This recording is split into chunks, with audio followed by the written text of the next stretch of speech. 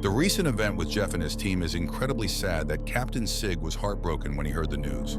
Last known position was right on the northwest tip of St. George, and they found the life ring, they found a fuel slick, they found debris indicative of a crab boat going down. No life rafts, no survival suits, no nothing. Did they get off a Mayday?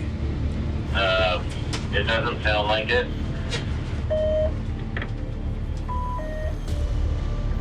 They were all set for their travel toward the northwest tip of St. George. Everything seemed fine until they suddenly vanished from the radar. What really happened to them out there? Let's look at what made them vanish. That might be the end of the show. Rescue teams find concerning evidence. After disappearing from the radar, rescue teams rushed to the location and made some concerning discoveries. They found a life ring, a trail of fuel on the water, and various bits of wreckage spread across the ocean. This kind of evidence points to the boat encountering serious trouble, possibly serious enough to cause it to sink.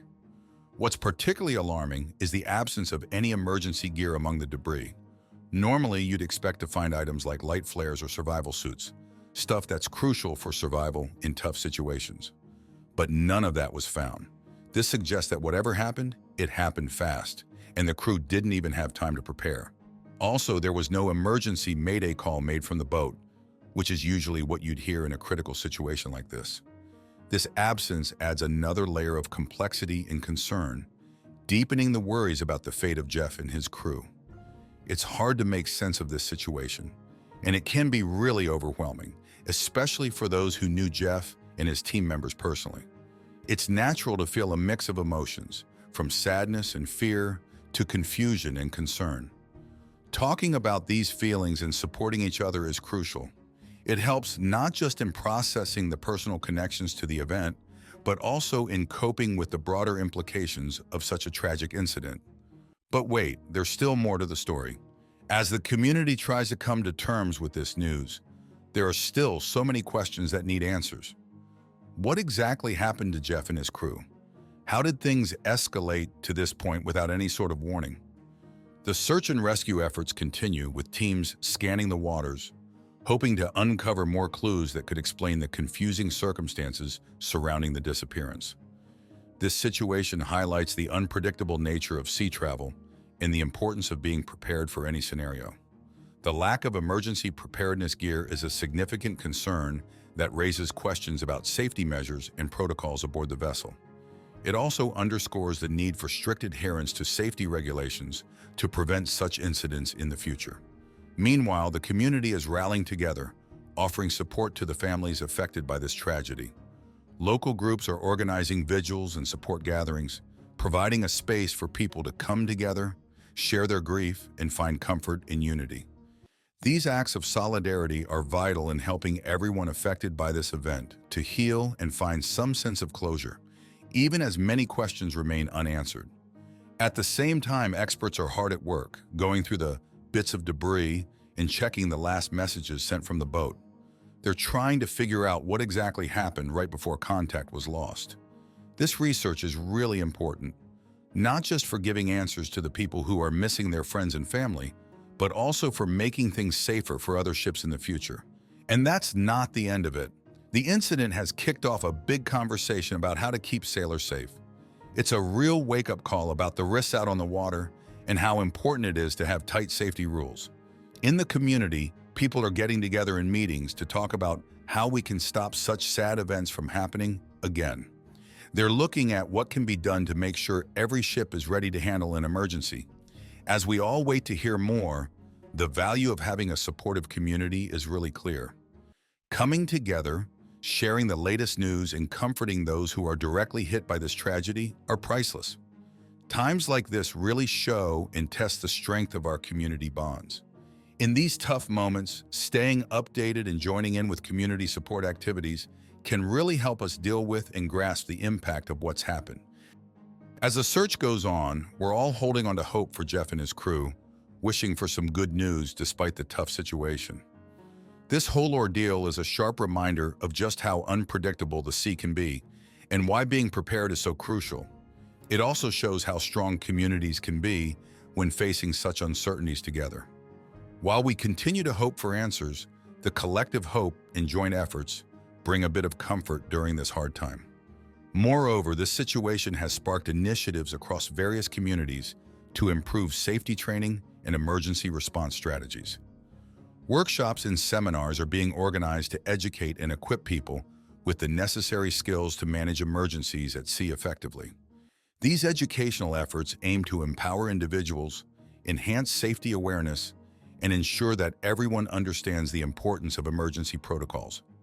As people deal with the tragedy, stories of survival bring hope and show the strength of the human spirit, inspiring us all. Human resilience in ocean adventures.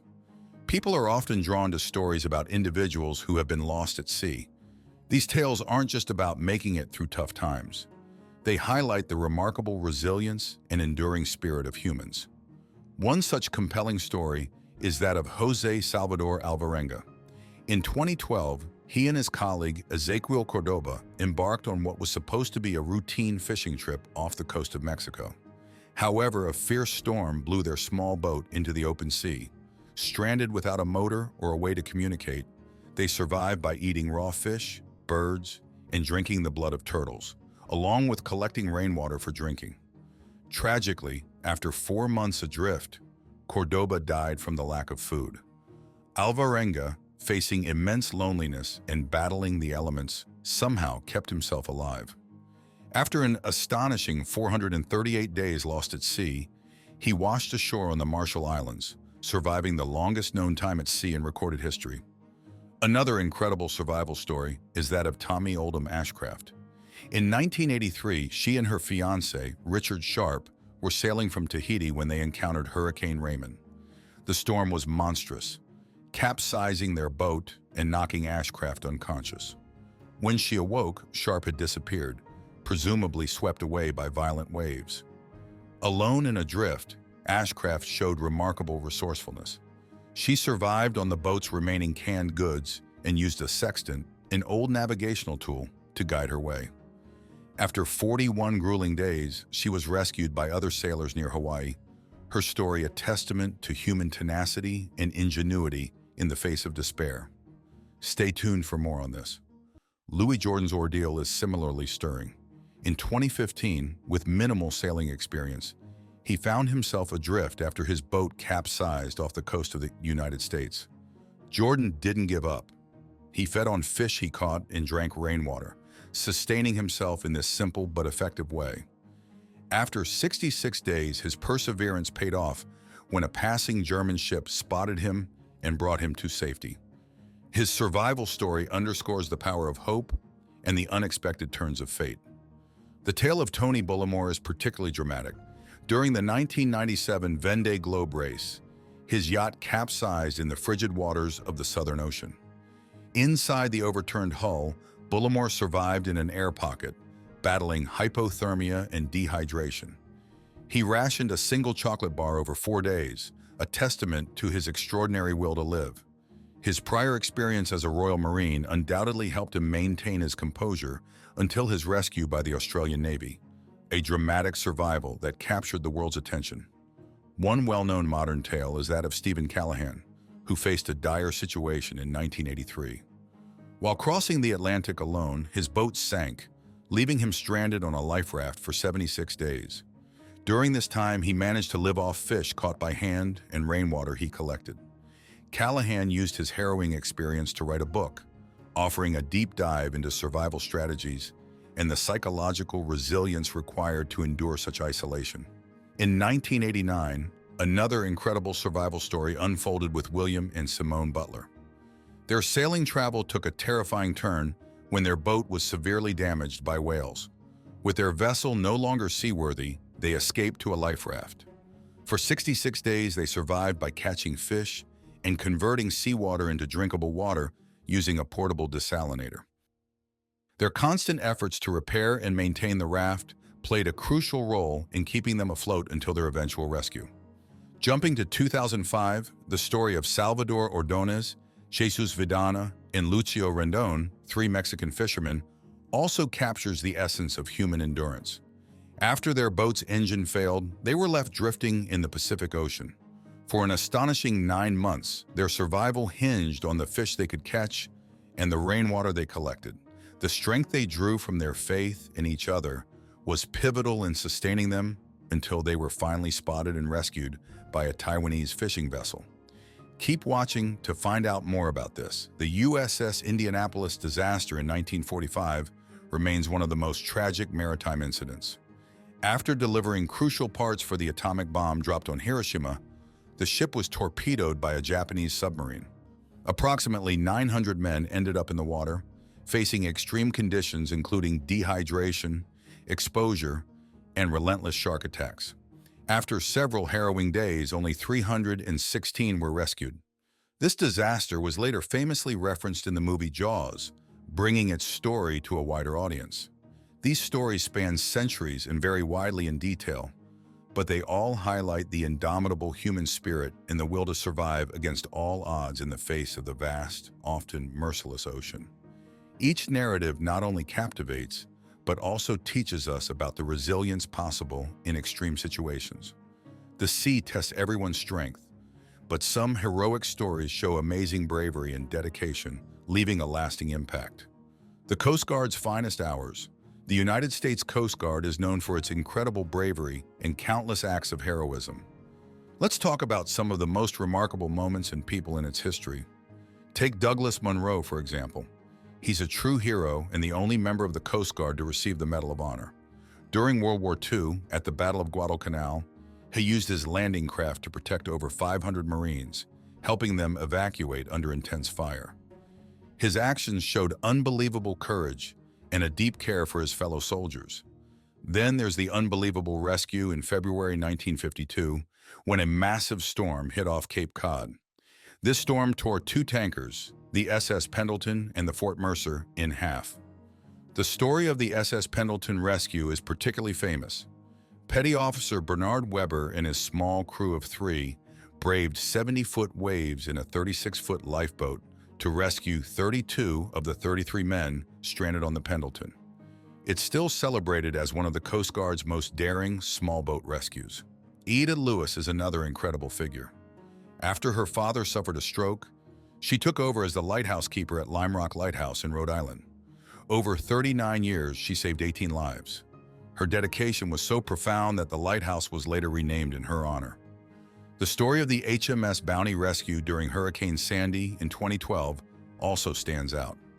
Caught in the storm, the tall ship started sinking off North Carolina. The Coast Guard launched aircraft and helicopters, rescuing 14 out of 16 crew members, a testament to their skill and bravery. Nathan Bruckenthal is remembered for his ultimate sacrifice. In 2004, while in the Arabian Gulf, he was part of a team that tried to board a suspicious vessel which exploded. He tragically lost his life, becoming the first Coast Guard combat casualty since Vietnam. During Hurricane Katrina in 2005, the Coast Guard was crucial, saving over 33,000 people. Their quick mobilization and tireless work underscored their essential role in disaster response. And that's not the whole story. Going back to 1897, the Coast Guard was involved in a daring mission when David Jarvis, Ellsworth Bertholf, and Samuel Call trekked 1,500 miles to save ice-bound whalers in Alaska. Facing brutal winter conditions, they also connected with Native communities along their path, earning congressional gold medals for their efforts. Captain Joseph O'Doyle is another notable rescuer from the late 19th century. As the keeper of the Charlotte, New York Life-Saving Station, he performed numerous rescues during harsh storms, earning the Gold Life-Saving Medal. His legacy is so revered that a Coast Guard cutter bears his name. These stories showcase the Coast Guard's deep commitment to its mission and values, proving time and again their readiness to act with valor and honor. From their historical missions to their daily duties, the men and women of the Coast Guard continually demonstrate extraordinary bravery and dedication. Knowing how to stay safe at sea can be the difference between life and death, and it's something everyone should understand. How to survive being lost at sea. Getting lost at sea is a tough spot to be in, but with the right mix of prep, know-how, and keeping your cool, you've got a fighting chance to make it through. The ocean is huge and full of surprises, but a smart approach can really turn things around. Here's an expanded guide for anyone who might find themselves adrift on the Big Blue. First things first, make sure your boat is shipshape. Check the hull, deck, and propellers for damage. Look over all belts, cables, and hoses for wear and tear, replacing anything that looks dodgy. Double-check the fuel system, connections, and hoses to make sure they're all good, and top up fluids like coolant, engine oil, and power steering fluid.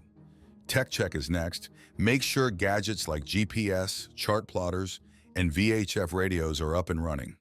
An EPIRB, emergency position indicating radio beacon, is a must-have. It's a real lifesaver, sending out a help signal if things go south. Pack a grab bag with must-haves like flares, food rations, a first aid kit, flashlights, and a handheld VHF radio. Keep life rafts and fresh water within easy reach too. But wait, there's still more. If you find yourself in a pickle at sea, the top thing is to keep floating and dry. Hypothermia, getting worn out, and dehydration are big risks. Strap on a life jacket or hold on to any floaty bits you can find. If there's a life raft handy, climb in quick.